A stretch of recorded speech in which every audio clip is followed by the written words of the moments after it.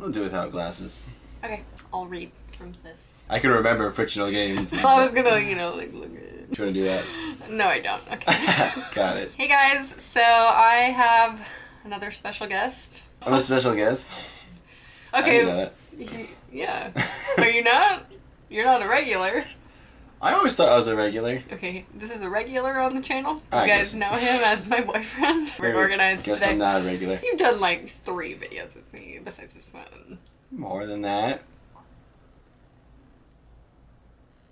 Today we have something a little different for this channel. I've never done a game review before because I don't play video games. But when we first started dating, like a million years ago, not really, like a year ago, actually it was probably a year ago, around this time last year, we started playing this game, Amnesia. I forgot the name. I forgot the name of it. Ironic considering the name. Amnesia: The Dark Descent came out in 2011 by Fictional games. I don't really know how to review a game. I'd say he played 98% of the game because I would just play, get frustrated, and just give up. I'm gonna try the Machine for Pigs. A Machine for Pigs. Are we gonna play tonight? Sure. Are you gonna play tonight? For like 5 minutes. So he played a majority of it because I'm terrible at video games.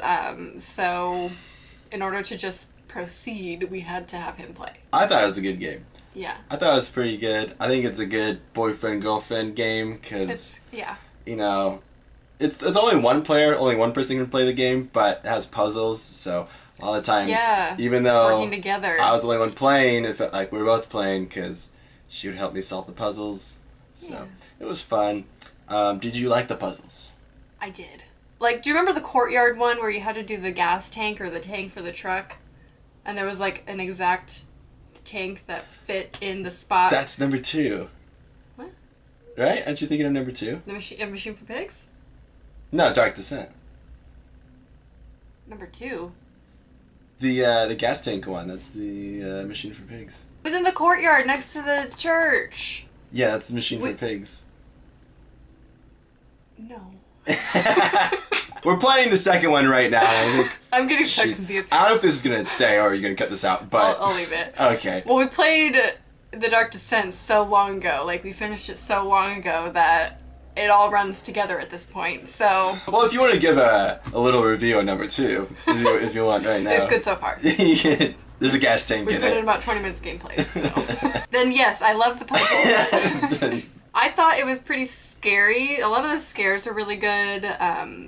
Would you say they were more jumpy or they're more like kind of unsettling? It was a mixture of both. I thought it did a good job. Even after the jump scares, there would be like this moment of horror anyway. Like, not even because of the monsters. You see the monsters and you're like, oh my god, what the fuck is that? Yeah, they're it's scary looking. Yeah, and it lasted. I don't know how to explain it. The jump scares were held.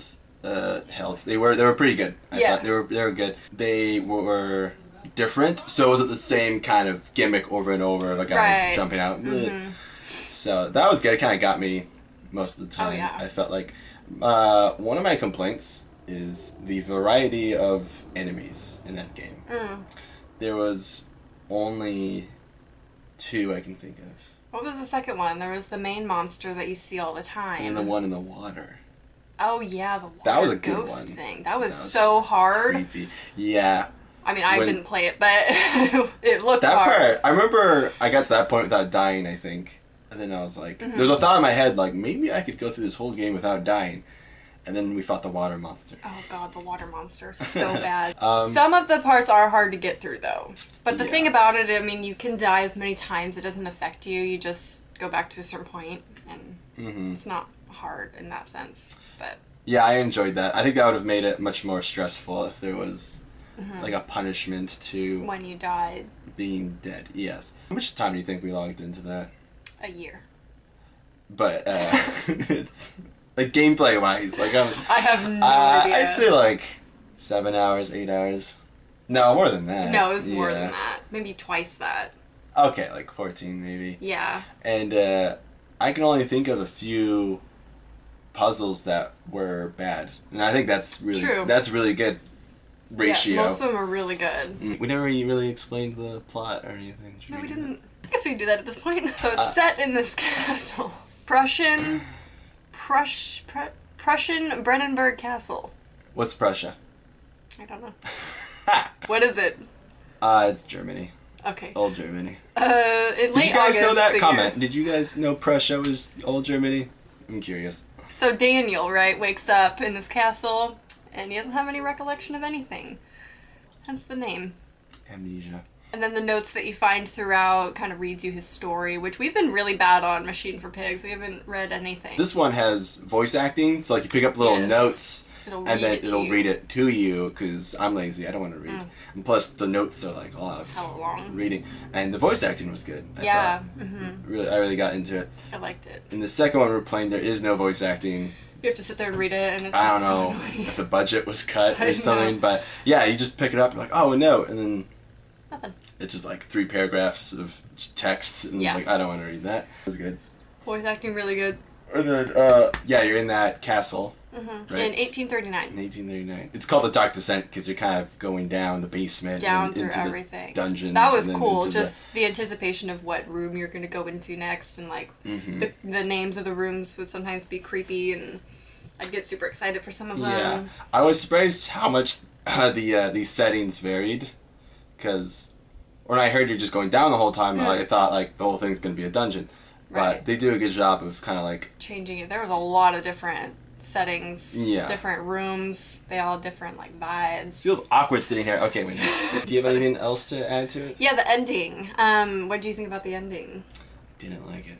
I didn't either. I felt it was a little anticlimactic, although there were three or four different endings. I remember 3. Yeah, and we went to YouTube and we watched the different endings, and all of them were pretty much the same. There was only one that was like super different, and it was pretty anticlimactic. I didn't like it for how much work we put in the game. Yeah. The ending was just like a fizzle. Throughout the whole game, you like know where you're heading to. Yeah. So the whole time you're like, I don't know what's gonna happen when I get there, and then it's quick. Yeah. And there's like not much you can do. It was a good game. Good game. What kind of letter grade would you give it? A letter grade? B+. Yeah, I would give it the same. I marked it down from an A because of the ending and the lack of variety in enemies. I recommend it. Play it with your significant other. It's fun. Plus, horror has been known to bring people closer because fear is an exciting emotion, like love. Yes. Gets that adrenaline pumping, helps you bond with other people. Oh, and the game, as far as difficulty, would you say it was harsh? Some parts. I would never have been able to get past the water monster. And other than that, it's basically like running. So running and puzzles. You just gotta be good at running. It's fun. And smart enough to play puzzles. The Machine for Pigs, we're gonna review that too. Yeah, we will. Although it's probably gonna take us another year, so don't look too forward to it. Or maybe it'll be done tomorrow. Yeah. Check back every day. I think so. Okay. So, that is it for our review. Just our random thoughts about the game. Let us know what you thought about the game down below if you've played it. And if you would recommend any other horror games for us to play, preferably PC. But we'll take other requests. And hopefully we can start reviewing more. Yeah. But he's always going to be in them because I don't play games and he has stuff to compare it to and I don't, so I don't know how to review a game. You'll play it soon. You did a good job this time. I did a good job? Did a good job. It's okay. Did a good job. Did a good job. Okay, so we will talk to you guys soon. Bye.